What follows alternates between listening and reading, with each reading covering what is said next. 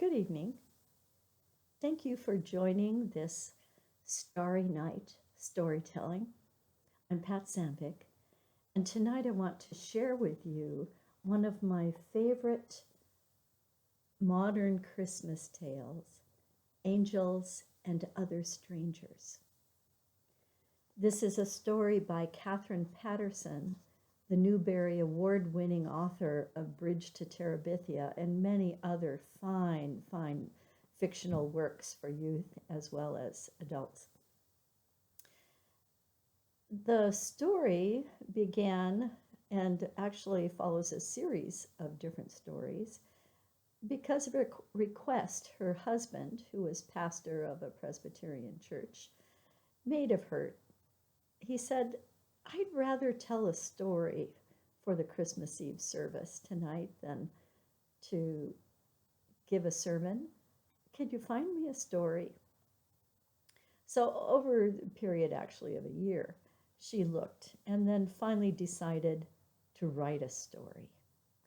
And this is the story of Angels and Other Strangers.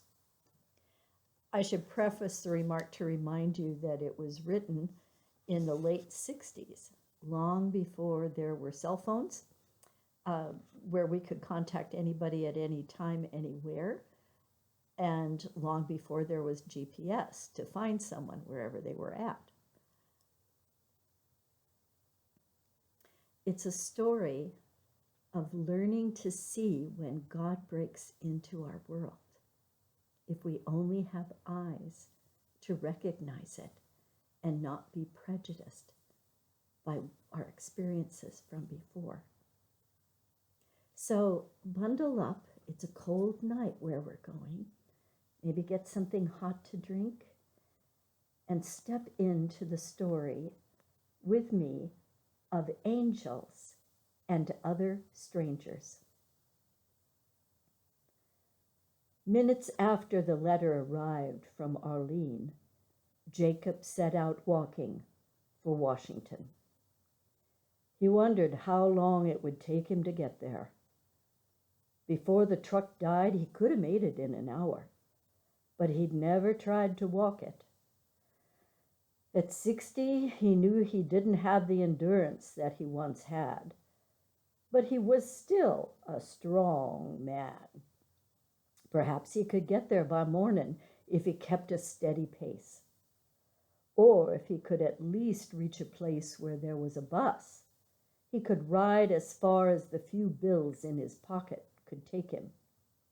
Arlene needed him, so he would go to her if he had to walk every step of the way.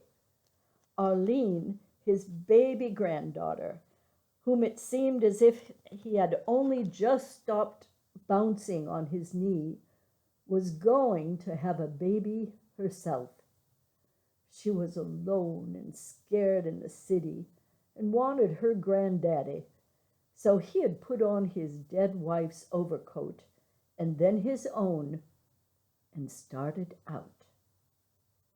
The two coats protected him from the wet snow, but his wife's was too small and cut under his arms. "I'm coming, Arlene, baby," he said to the country road. "I'm gonna be with you for Christmas." How wonderful it would be, thought Jacob, if someone stopped and offered him a ride. Occasionally a car would pass, even on this almost deserted stretch. Once he almost raised his arm to try to wave one down, but then thought better of it. Who could give a ride to a black man on a lonely road? He could hope in the Lord, but he'd better rely on his own 2 feet. No rest, as the good book said, for the weary. In Washington, Julia Thompson was humming as she worked. Why was she so happy? Because she had 2 beautiful children and a loving husband? Because Walter, her husband, would be singing at the Christmas Eve service and she always felt so proud and thrilled by his voice. Because it was nearly Christmas. Yes, of course, all those things. But hallelujah, it was the first Christmas since she'd known Walter that she hadn't had to deal with his Aunt Patty. Aunt Patty was Walter's only living relative. Some respect was due her for his sake, but nothing ever went quite right with Aunt Patty. The best years were the ones when she had simply grumbled her way through the celebration, taking the edge off everyone else's enjoyment. But the last 3 years, she'd managed to orchestrate a series of disasters. Though, how could you blame an old lady for falling down on the church walk just before the Christmas Eve service and having to be rushed to the hospital with a broken hip? Perhaps Aunt Patty should have known enough not to give a 2-year-old a teddy bear with button eyes, which he could and would immediately pull out and swallow. But she had not known, and it had meant that they had spent Christmas Day with Kevin in the emergency room. Last year, despite Julia's apprehension, everything had gone well, until they, with great excitement, told her the news that they were expecting another child. Aunt Patty, who had never before revealed a social conscience, suddenly burst into a lament for all the starving people in the world. Here they were, gorging themselves and daring to be happy, while at the same time producing still another baby to crowd out the hungry millions. But this year, despite Walter's urgings, Aunt Patty had decided not to make the 30-mile trip into the city. The weather was uncertain and her bursitis had been acting up. Julia cleaned the house and shopped and baked with an energy she had not possessed since before Johnny was born. She even had strength left over to take the children on long walks and read aloud to Kevin. It was going to be a wonderful Christmas. Julia put the baby down for a nap and then took Kevin up on her own bed and began reading to him. Ordinarily, Kevin loved being read to, but today he squirmed and wiggled straight through the night before Christmas. My, you're fidgety, she said. Well, little boys are supposed to be fidgety, he said with dignity. She hugged him close. Now, this is the story from the Bible about when Jesus was born. Try to listen, all right? All right. She read him the story of Mary and Joseph coming down from Nazareth to Bethlehem, stopping to explain about the taxes, the crowded inn, the manger, going on to the shepherds in the field. And lo, the angel of the Lord came upon them, and the glory of the Lord, well, Kevin, it's like a great light, shone round about them, and they were sore afraid. And the angel said unto them, Fear not. Why were they afraid, Mommy? I don't know. I guess the light and the strangeness. They'd never seen a real angel before. He seemed satisfied. She read on, and since he was beginning to nod, she finished the whole chapter in a quiet voice until he was sound asleep. Julia propped pillows around him and went into the kitchen to clean up the lunch things and get ready for evening. It was then she discovered they had no tangerines. Perhaps she was being silly. Kevin was only 4 and Jenny scarcely 5 months, but a Christmas stocking without a tangerine in the toe seemed incomplete. And Julia was determined that this be a perfect Christmas. She got Becky, the teenager, from next door to babysit long enough to let her drive to the grocery store to pick up a few. She was home within 20 minutes. Everything quiet? She asked the sitter. Sure, fine. Oh, your aunt called. Julia's heart sank. She said to tell you that she'd changed her mind and would Mr. Thompson please come pick her up. Well, Julia should have asked Becky to stay with the children and gone then and there to get Aunt Patty, but she didn't. She paid Becky $1 and sent her home before she tried to figure out what to do. Could she pretend she never got the message? No. She dialed Walter's office, looking at her watch as she did so. It was now 3:30. If he could leave Washington right away, he could drive the 30-odd miles to Bethel, pick up Aunt Patty, and get back in time for his rehearsal. But when his secretary finally answered, it was to say that there had been an accident in the plant in Virginia and that Walter had gone out to see about it. If he called in, she would have him call home. That settled it. It was too late. There was no way to get Aunt Patty today, unless... Reluctantly, she dialed the neighbors. No, Becky had already gone out with friends. She'd tried, Julia told herself. She really had. No one would expect her to put 2 sleeping children in the car and drive halfway across Maryland in bad weather. The phone rang. Julia? It was, of course, Aunt Patty. I want you just to forget my message. You mustn't bother Walter about me. It's such a busy time. It looks like snow anyhow. It would be ridiculous to come all the way out here. The cat just spoiled my surprise. Kevin came padding down the hall in his sock feet. Who's that, Mommy? He asked, still half asleep. Aunt Patty, Julia said.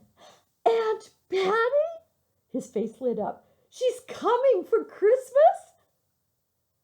And now, I don't want you to feel bad. No, I don't want you to feel bad, Aunt Patty was saying. Just forget all about me and have a wonderful... Aunt Patty, Julia broke in wearily. We'll be there. Sorry. Trying to keep... There's the cat. We'll be there to get you as soon as we can. There was a silence at the other end of the line. Well, I think it's ridiculous to try to make it out here in this weather, but, well, all right, since you insist. Julia woke the baby and bundled both children into the car. It was already getting dark and snowing lightly, but she couldn't honestly say that the roads were dangerous. Even driving slowly, she should have plenty of time to get out to Aunt Patty's house in the country and back in time for the service. Of course, she hadn't counted on the crowded interstate on Christmas Eve afternoon. They alternately crawled and sat, motors idling, horns honking about them. On the back seat, Jenny slept while Kevin chattered away.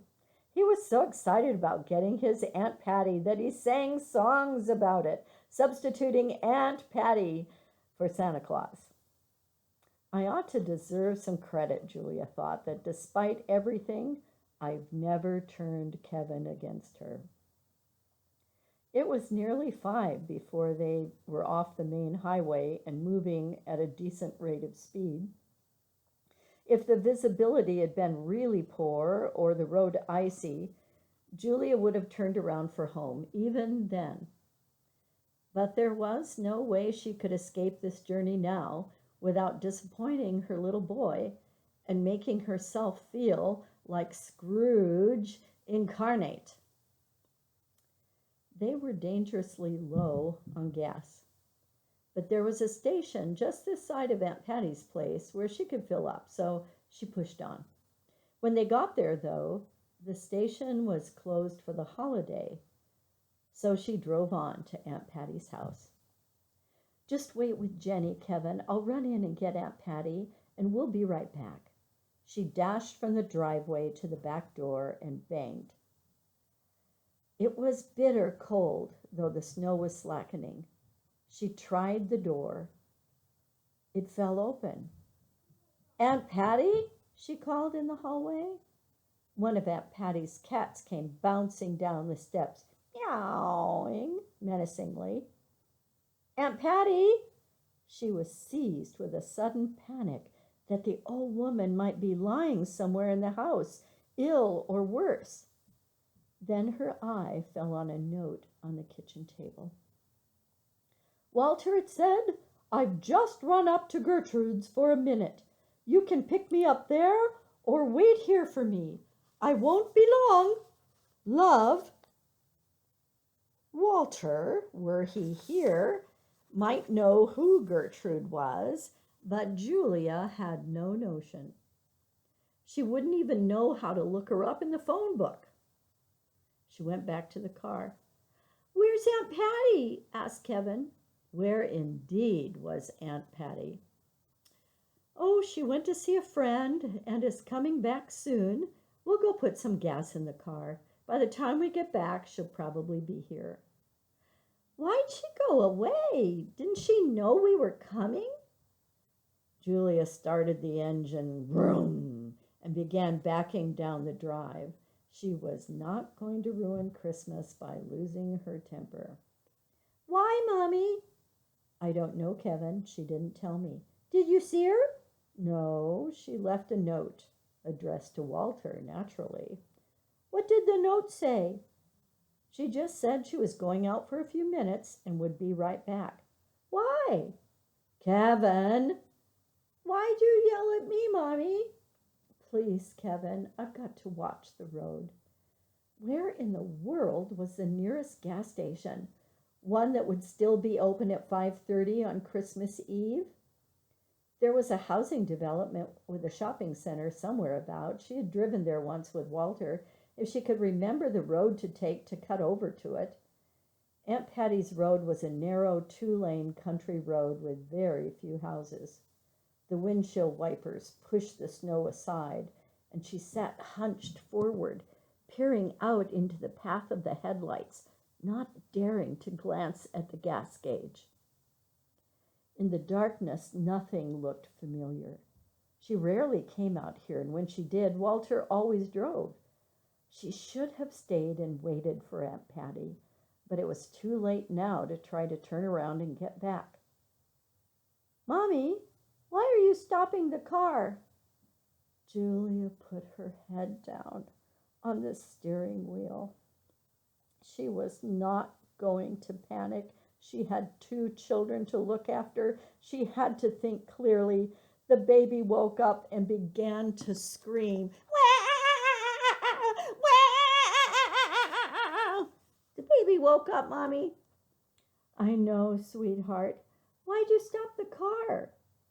"Don't get upset, Kevin. We've just run out of gas. Everything will be all right. Just don't get upset."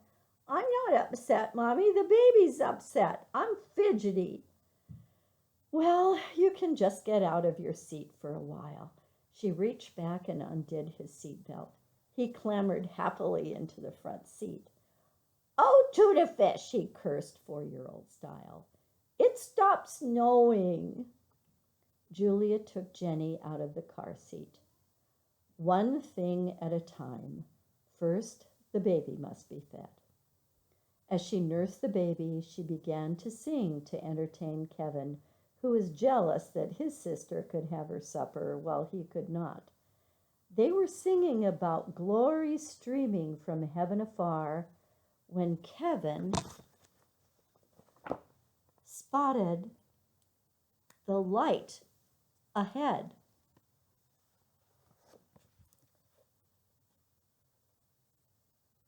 "Look, Mommy!" Jacob had first seen the headlights come quickly over a rise far down the road and then as quickly disappear.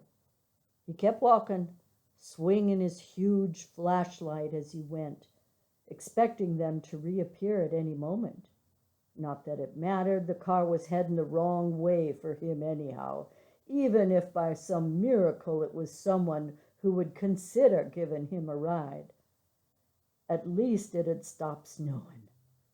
Just then, the beam of his flashlight caught a car sitting in the darkness. There were people inside. He hesitated a moment. What if it were a trick? For himself, he didn't mind dying. Lord knew he was ready to go, but Arlene needed him now. He had to get to Washington. Yet here, perhaps, was somebody else in need. He started across the road, heading for the driver's side of the car. "Look, Mommy," Kevin said again. "Glory streams from heaven afar." A strong, bright light moved over the rise and down the hill toward them. Julia stopped singing and watched it come. Finally, behind the light, she could make out the tall, bulging shadow of a man. She checked quickly to make sure all the doors were locked, took the baby off her breast, and straightened her clothes with a shaking hand. The light was coming straight for her window. Her eyes blinked to shut out the brightness, and when she opened them again, a huge black face, which seemed to fill the side window of the small car, was there within inches of her cheek. She pulled back. The man tapped on the window with a worn brown glove that showed the tips of his fingers and said something through the glass. Julia squeezed the baby tighter and stared straight ahead. Kevin leaned across her and banged the glass. "Hi," he said. "Hi yourself." Out of the corner of her eye, Julie could see the black face smiling broadly. The chin was covered with silver bristles, and several teeth were missing. She tried to grab at Kevin to shush him. "Need some help?" This time the man was shouting as though to make sure she could hear him plainly through the window, but she refused to turn her head. "Mommy, why don't you answer the nice man?" "Shh, Kevin, we don't know what he wants." "He wants to know if we need some help." The man leaned close to the glass and shouted again. "Don't be afraid, little lady." "You hear that, Mommy? Kevin, please." "But, Mommy," he said, "don't be afraid. That's what angels say." "Kevin, no." But before she could catch him, Kevin had slid across the seat, pulled a button, opened the door, and jumped out of the car. The man immediately started around to meet her. "Don't you touch my child!" Julia screamed, twisting awkwardly from under the wheel, still clutching the baby. "You don't want him running out in the road, do you, lady?" No, thank you." She took Kevin's hand. "I saw your car and figured you was in trouble." There was no way to ignore him now, but she had to be careful. He was over 6 feet tall and obviously strong. The police pamphlet directions flashed across her brain. "Be sure to look carefully at your assailant so you give accurate descriptions to the police later." If there was a later. Oh, God, don't let him hurt me. Don't let him hurt the children. "We ran out of gas," said Kevin. Why was she so afraid of him? He, Jacob, who would never willfully hurt the least of God's creatures. Couldn't she tell by looking at him that he only wanted to help? Even the child could see that. He stretched out his hand to put it on the boy's head. but seeing the look in the woman's eyes, he brought it back. "Your old car's got an empty belly, huh?" The boy giggled. Me too, he said. "I haven't even had my supper." "Well, we got to do something about that." "Ma'am, I passed a gas station a while back," Jacob said to the woman. "You don't have a can, do you?" She shook her head. She seemed to be shivering. "You better get back in the car and try and stay warm."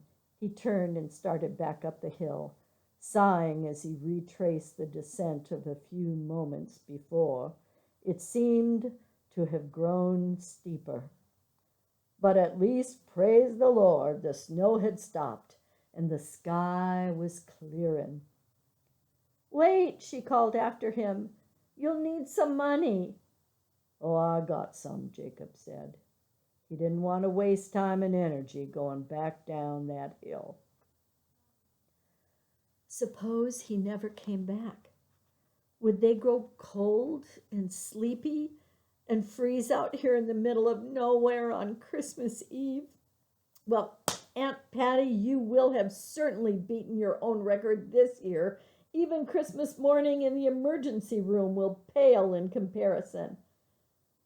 And then, suppose he did come back. What did he want? He could have just taken her purse and run if the money was what he wanted. But of course, it was the car he was after, so he could get away faster. But she tried not to think of that. "I think we should sing some more songs," Kevin said. "I might forget about my tummy then." Julia was glad for the diversion. They sang through every carol she knew, even la la la la-ing through unfamiliar verses. Then they sang all the songs in Kevin's favorite records, and then another round of Christmas carols, until at long last they saw the light coming over the hill. "Here comes the glory light," said Kevin. This time, when the man came to her window, she rolled it down. "Would you hold the flashlight for me while I pour the gas in?" he asked. Trembling, she laid Jenny down in the car bed and went round to the tank. He handed her his big torch, which she tried to hold steadily as he poured. "Well, thank you," Julia said when he had finished, keeping her voice cool. "Let me pay you something for all of your trouble." Jacob looked at her. She was gonna give him some money and drive off. He had given her nearly an hour of his time and far more of his energy than he could spare. There was no way she could pay him for that. But she had already gone to the front seat and gotten her purse, the little boy scampering round her at every step. "Well, that's all right," he said. "Forget it." She stuck a few bills at him. "But I owe you for the gas." I do need to return the can. If you could give me a ride down the road and back." She nodded. He could tell by her eyes that she didn't want him in her car. Lord, she owed him that much. He decided to ignore her eyes. "Well, old man," he said to the child, "let's see if we can get this old buggy going." He took the boy round and put him in his seat, letting the child tell him how to buckle the belt, and then climbed into the front seat. The woman put her purse down between them and buckled herself in. Jacob looked down at the purse and then realized that she had caught him looking. He quickly shifted his gaze. Just down the road a couple miles or so," he said. Within 10 minutes, they were at the lighted station.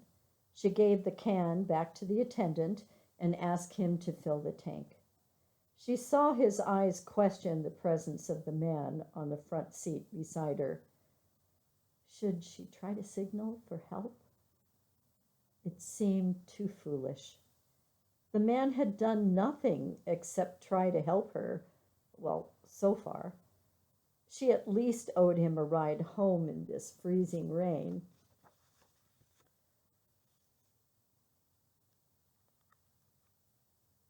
We come to get my Aunt Patty to take her home for Christmas.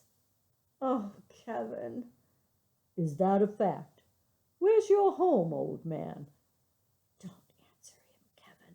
But of course, Kevin, who had memorized his full address at nursery school, recited it in a proud sing-song.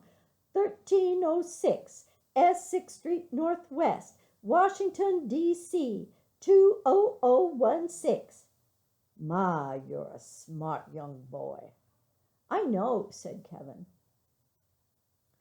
I could get a ride all the way to Washington tonight, Jacob said to himself. All I have to do is ask. But he couldn't make himself say the words. If the woman had seemed in the least bit friendly, the least bit trusting, he would have asked her. But how could he ask a favor of a person who thought he was going to grab her purse or hurt her kids? She had started the car and was pulling out of the station. Where shall I let you off? She asked. It was his chance to tell her. She owed him something, didn't she? And Arlene was waiting, not even knowing if he had gotten her letter. Oh, just down the road, he mumbled, just anywhere. They drove past the place where they had met, but he gave no sign of wanting to be let out. So Julia drove on. She couldn't just stop in the middle of nowhere and order him out. What should she do? They went on until she could see Aunt Patty's house ablaze with light. Aunt Patty was home. Thank God for small blessings. Here's where my Aunt Patty lives, Kevin told the stranger. Is that a fact? The problem of how to get Aunt Patty without leaving the children alone in the car with the man solved itself. Aunt Patty came rushing out of the house, coat and suitcase flying. She had obviously been watching for the car. When she saw Julie at the wheel, she was furious. Where have you been? She demanded. You're going to make me miss the music. Julia opened her mouth to defend herself, but at the same moment, her passenger got out of the car. He stood there, tall and straight, against the starry winter night. Mercy, Aunt Patty screamed. What in the world? He's our angel, Aunt Patty, our Christmas angel. Don't be ridiculous, Kevin. Ridiculous indeed. All Julia's fears evaporated in a puff of anger. How dare Aunt Patty call it ridiculous? The man had been an angel. She leaned across the seat and called out, Would you mind squeezing in back with the kids? Even in the darkness, she thought she could see him smile. Get in, Aunt Patty, she commanded, or you'll make us miss the music. A little further down the road, she turned to him.